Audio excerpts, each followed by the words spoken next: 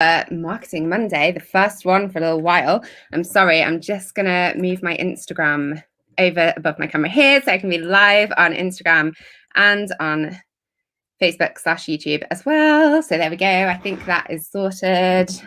Hi everyone. We are going to be talking about Shopify tips and tricks today once I have got the camera working in such a way that it isn't trying to fall off my desk. Sorry, everyone.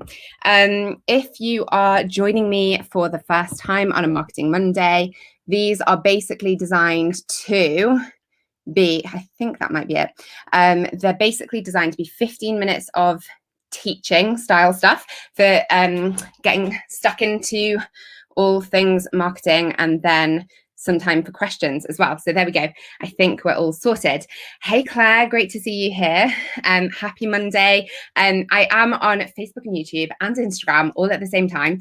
And if you are commenting on StreamYard, then I won't be able to see your name unless you've allowed settings. So if I don't use your name, I'm sorry. If you're on Instagram, welcome. And feel free to pop your questions in the comments. I will be answering questions from all the different lives. So we're going to get started talking about Shopify SEO for today's Marketing Monday. It has been a little bit of a hiatus since I last did a Marketing Monday because of various life dramas that have been happening, and so this is my first one back for a while. But every Monday at 12:30 I like to do a little marketing pep talk to help you get focused on the week ahead and get excited about all things SEO and growing your business online. So this is the first one for a little while, and we're doing it on Shopify. If you have got any questions or requests for future episodes of Marketing Mondays, I'm more than happy to take them. So just pop me an email or DM and I can add it into our summer schedule. So with the Shopify SEO, I actually have a PDF checklist, which if you want the link to after this, feel free to pop me a message. I can send you the link for it.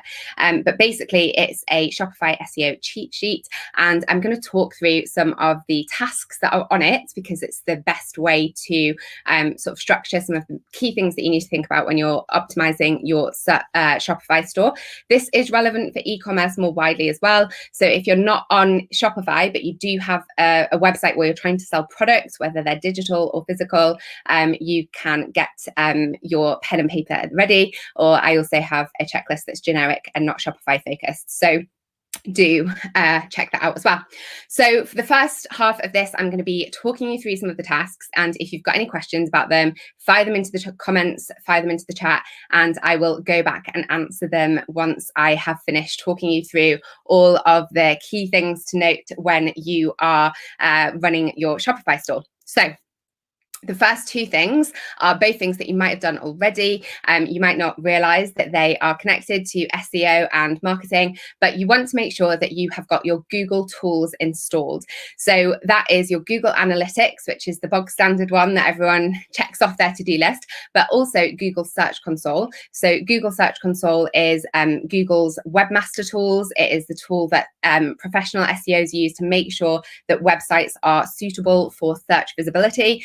The language in there can be a little bit more on the technical side, but it's important to install that as soon as you can, even if you don't understand how to use it yet, because with Google tools, they will only track data from the point that they're installed. So you want to install it as soon as you can so that you've got that data to go back to in the future and use, and it'll tell you things like which keywords you're visible for and how many impressions your website is getting in organic search, and loads of really cool data that is helpful for content planning and for improving your website as well.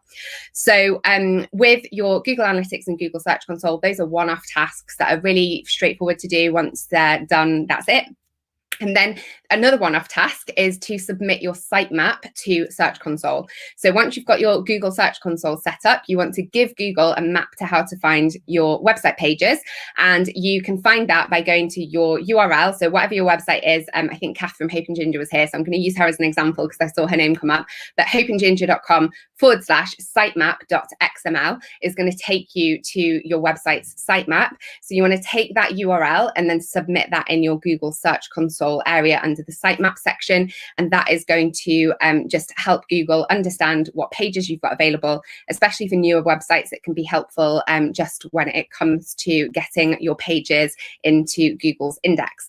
And then you want to check your mobile usability is the next item on the list. So the sitemap, again, is a one and done thing, because once you've submitted it, Google will periodically go back and just make sure that it's got the most up-to-date version and check that out. But in March this year, Google switched to mobile first indexing, which means that it looks at the mobile version of your website in order to decide where in Google you're going to rank.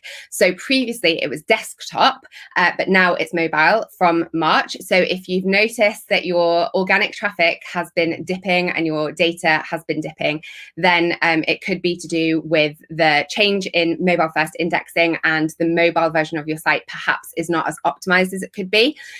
There's been a couple of other updates as well with Google. So there are maybe a few peaks where you're seeing a drop in traffic because of recent updates, which is normal to see in the short term, and in the long term is actually better for your visibility. So we never need to worry about Google algorithm updates, because they make us more visible to our ideal customers, not less visible. So checking your mobile content, making sure that it's usable, making sure that all of the pages that you expect to see in your navigation menu are showing in your mobile version as well. With Shopify, because it's responsive, it's highly likely that it will all be fine. But if you have got a custom theme that you've bought, you just want to double check and make sure that everything is working as you expect it to be as well. Maybe do a speed test, and Google Search Console again is going to tell you if there are any major errors with the mobile version of your site. So then we want to think through our site speed, which you can double check using Google's tools or using Pingdom. So make sure that your site speed is as fast as it can be. With your site speed, we're always looking for better, not perfect. So lots of people are like, oh, my site speed isn't 100. It's never going to be 100 unless you hire someone full-time to optimize your site. So don't worry if it's not perfect. You just want to try and make it better than it was before. And with Shopify, the way that you can do that is by optimizing your images. So you can use an app like Image Optimizer or Crush, and those will help with optimizing your images to make sure they load as quickly as possible. Obviously, Shopify is an e-commerce platform. So e-commerce stores often have issues with speed because of the number of images that are on them. So if you think about a product page typically has got 3 to 5 images on it. If those images are all high resolution straight from your product photographer, someone like Holly Booth, and she sent you gorgeous styled images, but they're like, 5 megabytes or whatever, 5 megabytes. 5 megabytes. I've totally lost, my brain has lost track of sizes of things today. But if you use the high res images straight from your photographer, then the images on that page are so big, it's going to take, the load speed is going to take a really long time. So we want to optimize the images and reduce them as much as we can without losing quality. So typically that's going to be using a JPEG format of image rather than a PNG file, and that will help to keep everything loading quickly as well. Site speed is something that causes your customers to bounce off your website, and it also means that Google is less likely to rank your site if the content is taking a long time to load as well. So then we want to think through, there's a thing called schema, and just making sure that you've got schema installed, because that flags as a Google Search Console. I'm not going to go into that here because we've only got a limited amount of time and it is a more complicated thing, but there is a likelihood if you're on Shopify that you will get errors showing for schema, missing schema, and content missing from your page. So if you install Google Search Console and you see that there's content missing, that's normal. It is mentioned on the checklist, so you can check it out that way as well. So just mentioning it because it's on the checklist and it is something that you will potentially see on Google Search Console, but it isn't something that we've got time to motor through today. Then you want to look at your navigation menu is the next thing, and make sure that in your navigation menu of your site, you are using your collections and categories as your navigation menu, and you don't have like a home button, and you put things like your contact and your about pages in the footer where possible, because you want your navigation menu to reflect the customer journey. And with Shopify, because you're on e-commerce, you want your customers to buy from your site. So we want to make sure that the navigation menu reflects the call to action of your website, and we want to remove anything that is potentially going to distract away from that and put it in our footer menu so people can go find it, but it's not going to potentially distract them away from making a purchase on our site as well. And we want those categories and collections to reflect the products that we offer as a business. So if you think about keyword optimization, you're going to think about those main categories that you have products of. So it could be stationery, it could be greetings cards, it could be cushions, like it could be any number of products, for instance. But you want to make sure that your categories and collections are reflective of what it is that you sell, so that when Google looks at your site, it understands what you are doing, what you're an expert in, what you're selling, what you're an authority in, and so on as well. So each of your pages, whether it's a static page like your home page or your about page, whether it's a collection page or product category page, whether it's a blog post, whether it's a product, should have a single keyword phrase attached to it and be optimized for that keyword. And the keyword needs to be put in your title, your summary, your description, and your image alt text as well. And make sure that you have got your URL and your SEO title and SEO meta description optimized in the little drop down box that you have in Shopify too. So when you are adding those on-page optimizations, the best way to do it is to have a spreadsheet handy so that you can make a note of any updates that you've made and keep track of the things that are optimized and the things that you've worked through already. And then as we think, so those are all on-page optimizations, we're working through technical on-page and off-page SEO. And then the last few bits and pieces are to do with your off-page SEO, which is to do with your brand's overall presence on the wider web. And for that, we're going to think about things like making sure your social profiles link to your website and vice versa, because if someone searches for your brand name, you want to make sure that your brand and any platforms you control are the things that are coming up in Google. So making sure that you've got your social profiles linked to your website and vice versa is going to help Google understand that you are all the same business. And if someone searches for your business, you'll have ideally your website, and then underneath that any platforms that you control will appear, so that your competitors can't try to rank pages for keywords that are potentially in your business name. So when we think about building links, Google Alerts is a really good thing to set up for your brand name and any intellectual property that you've registered, your name, your brand's name, and so on. And anything that comes through Google Alerts, if you're mentioned online, Google will send you an alert via that service. So it can be a good way to build links. You can also set up keywords. So for Cheerfully Given, for instance, I would have like Christian gifts or something, because that's part of the Cheerfully Given product. So I might have Christian gifts set up, and then if anything comes up in Google Alerts that talks about Christian gifts, I'm going to be able to see that and potentially get a backlink opportunity to build up my website's presence online as well. And then installing customer reviews is the final thing that I want to mention before we go into Q&As, because when you run an e-commerce store, your customer reviews count towards your ranking factors. So they are something that Google considers when it's thinking about which pages and products to rank. The customer reviews can make a difference, and they account for about 9.8% of your ranking factor. So if you have an app like Judge.me or Stamped.io that allows you to collect customer reviews, that can be really helpful when it comes to improving your website's visibility in search engines as well. And then I've talked about this on my Instagram grid this week, but the connection of PR and SEO is that you want to be building out those backlinks, and PR, digital PR, digitally focused PR is a good way to do that. So check out that Instagram grid post if you are wanting to think about how to improve your brand's overall visibility online on an ongoing basis. That's an ongoing task. So some of the tasks I've mentioned are do them once and then they're done. Others are going to be more ongoing, but they typically are built into your other marketing channels as well. So it's just that they have a really positive impact on your SEO. So I think I've managed to fit all of that into our first 15 minutes. And now is your time to ask any specific questions that you might have, whether it's about e-commerce SEO, SEO, or whether it's about Shopify specifically, feel free to ask them. I'm here to help. And I'm going to check out StreamYard and see if we've got any questions here. So the Living House says, do you think Squarespace and Shopify platforms will bring in the option to edit your website from the mobile view rather than the desktop view, as this is how most people view the site?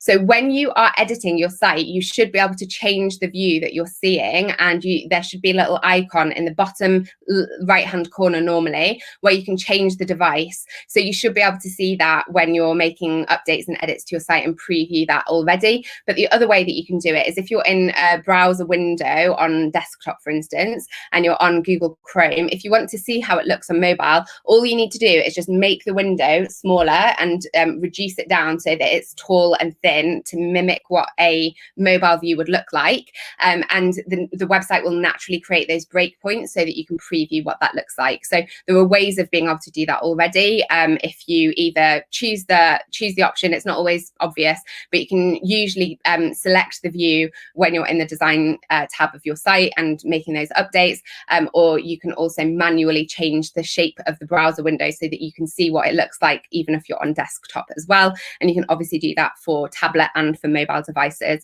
because there's a weird bit in between where you've got desktop and mobile, and the tablet bit in the middle can get forgotten by people. But obviously, as more and more people use tablets and iPads instead of laptops, tablet is also a consideration when you're thinking about the layout of your site as well.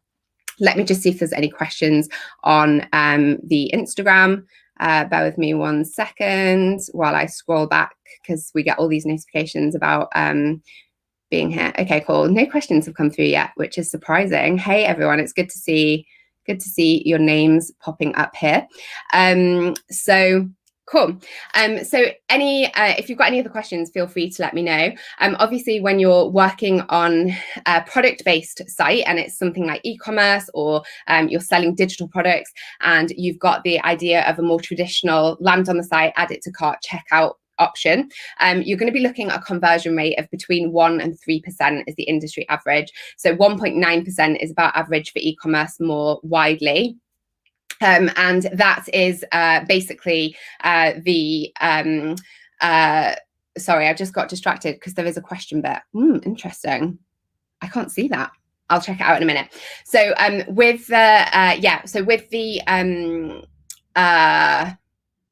sorry, I'm just trying to, I don't know where that is. So I'll come back and find it. But basically, with the conversion rate, we want to make sure that we're between 1% and 3%. And if your conversion rate is lower than 1%, it means that you're leaving a lot of sales on the table. So by improving your conversion rate and improving the way that customers find their way around your website, you can increase your conversion rate and potentially double your sales in a month just by improving your conversion rate. And that sounds like one of those really hideous adverts you see in your feed when you're scrolling, where it's like, I can help you double your sales. But it is just maths, because when we optimize our sites for user experience and make sure that our navigation menu reflects the customer journey and we've thought through that customer journey, it means that we can potentially improve the number of sales that we get from our existing traffic without bringing any new traffic to the site as well. So conversion rates are something that I cover as part of the SEO membership as well, because they're so important to just making sure that you're getting not just traffic to your site, but good quality traffic that's going to make a difference to your business and is going to actually convert when it gets to your site. If you are a service provider, or you have, you're trying to collect emails from your website, your conversion rate will look different to that. And it could be 20, 30, 40%, depending. And you'll just have to check out what the benchmark is for your industry in order to see how your site is performing. But really, we want to make sure that our websites are very intentional about the problem or whatever it is that we solve for people. And then we can make sure we're leading them along that journey without distracting them away with other information as well. Let me just see if I can. Interesting. Nope, I don't know how to do that. Turns out I am not very good at Instagram Live. Nope, sorry, because it's also behind my laptop. So here we go. Okay, so Melissa, I'll have to come back to you when I've found where the questions are. I'm sorry about that. What is the ideal size of image? As small as possible without it being really poor quality, because as you compress your images, they will lose quality. So try to make them as high quality as you can without losing loads of losing loads of speed on your site. Catherine says, what were the names of the apps you mentioned earlier? Catherine, they're in the PDF, but basically you've got Crush and Image Optimizer, which are both for your image optimization. And then the reviews apps are Judge.me and Stamped.io, but they are in the checklist PDF.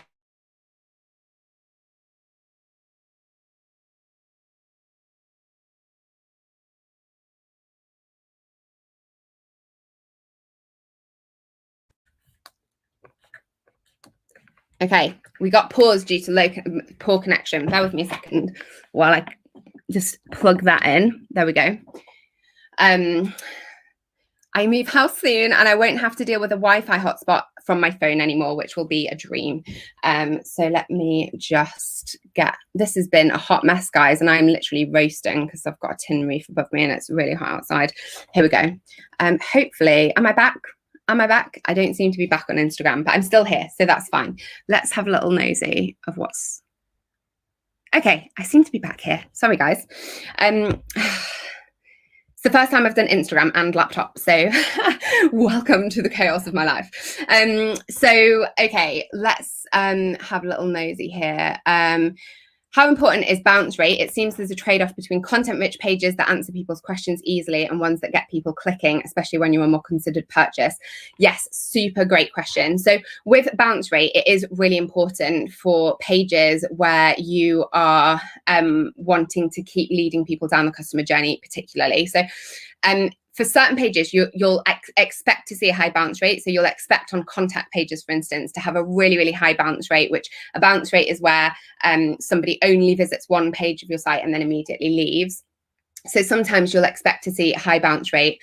For single page websites, for instance, you would have a high bounce rate because there's only one page. But with content rich pages that answer people's questions, we want to think, okay, how am I asking them to take that next step? So basically you're answering their questions with a content rich thing in like the format of a blog post, for instance. Give them a really clear call to action to move on to another page of your site. The number of pages per session is tied to your bounce rate, and it is a really important engagement factor. So looking at ways that you can improve the amount of time that people are spending on your site is important for Google to understand that your site is quality as well. So you want to be looking at your average session duration and average average pages per session are both engagement metrics that you will want to keep an eye on as well. So let me just see if we've got any further questions here. There are so many questions, I don't know where to begin. Don't worry, Jessa, that is common. What apps would you recommend for an e-commerce site on Shopify? Just the ones that I've mentioned there today are the best ones to get started. So let's have a little look on. We've got a few questions that have come through from Facebook and YouTube as well. So if you're struggling to have, here we go. To think of any questions, then these are perhaps going to be helpful too. So we've got one from Facebook that says, what is the best way to get customers to leave reviews? Customers tend to send messages privately rather than leave a review. Will it affect ranking if you have the option to review and customers don't?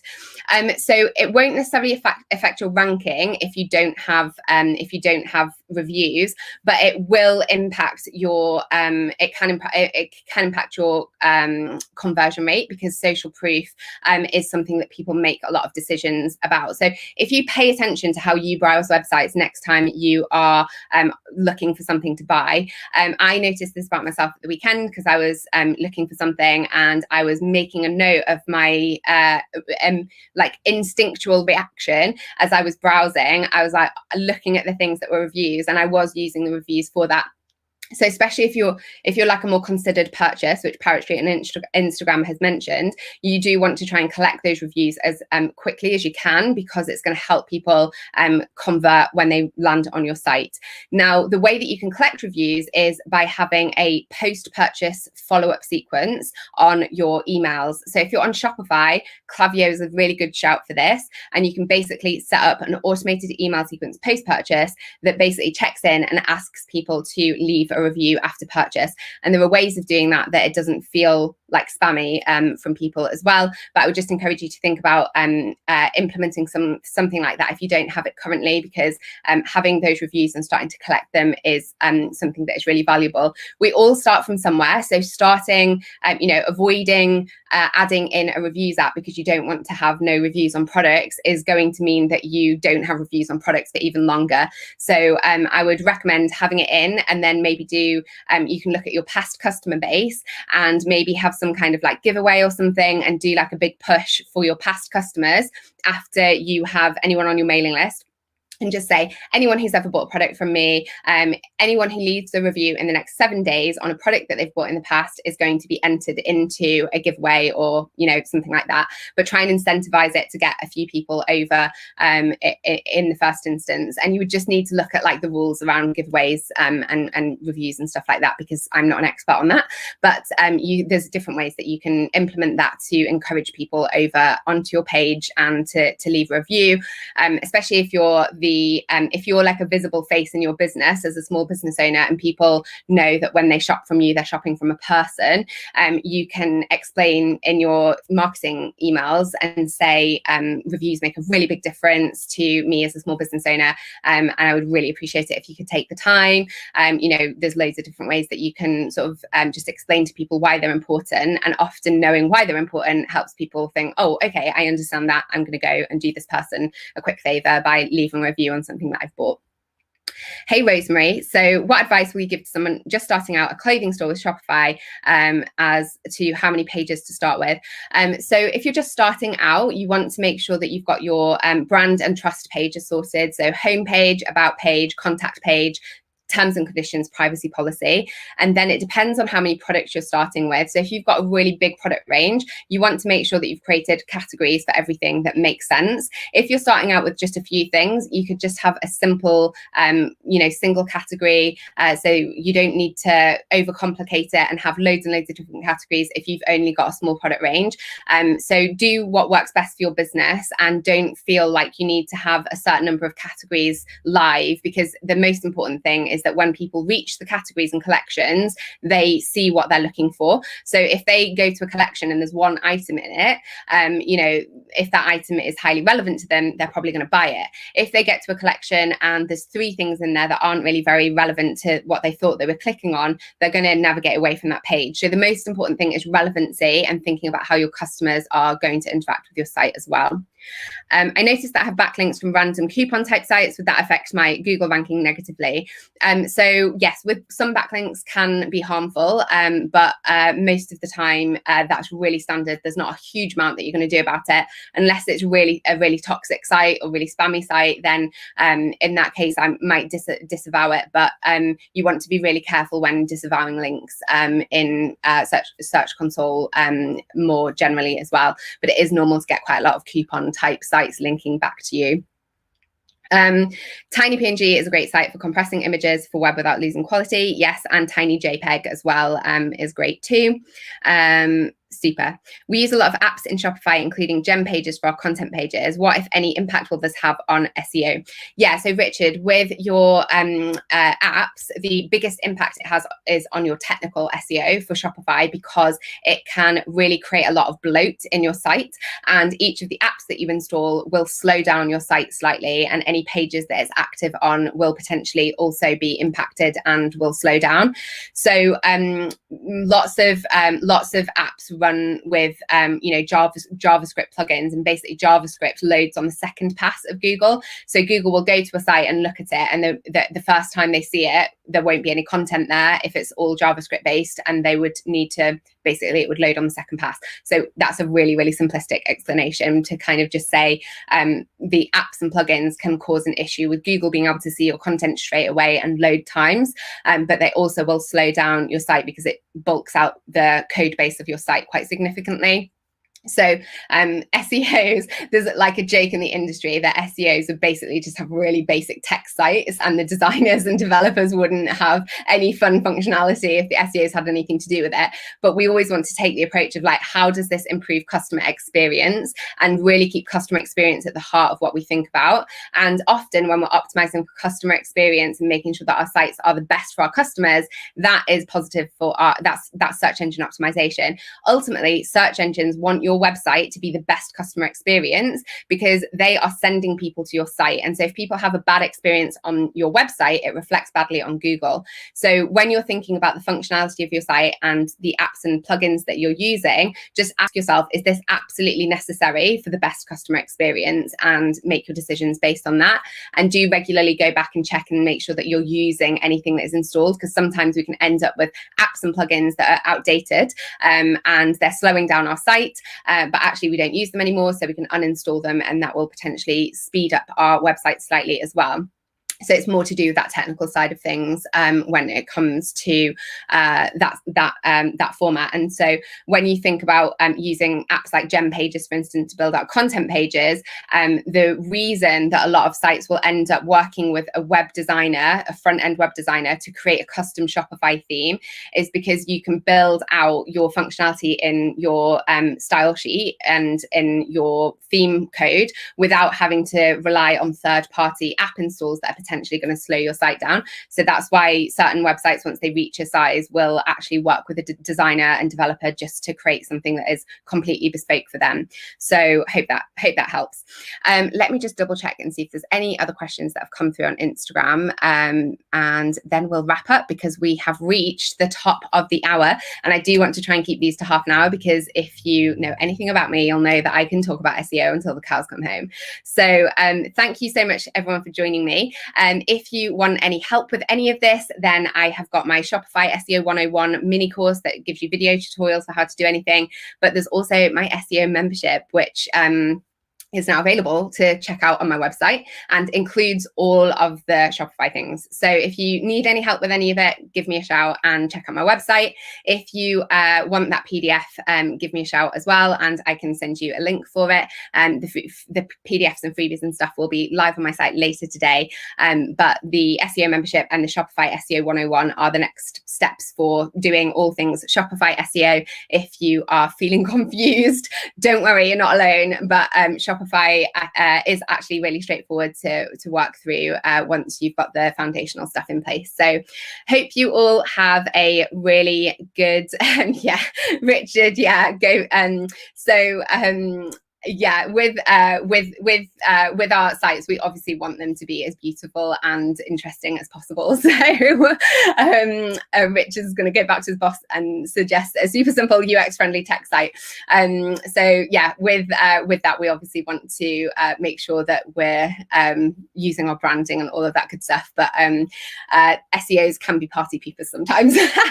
Anyway, enjoy the rest of your Monday. Thank you so much for joining me, and I will see you next Monday for another Marketing Monday. And give me a shout if there's anything specific that you'd like me to cover on it, and I'm more than happy to do that. And hope you all enjoy the rest of your week.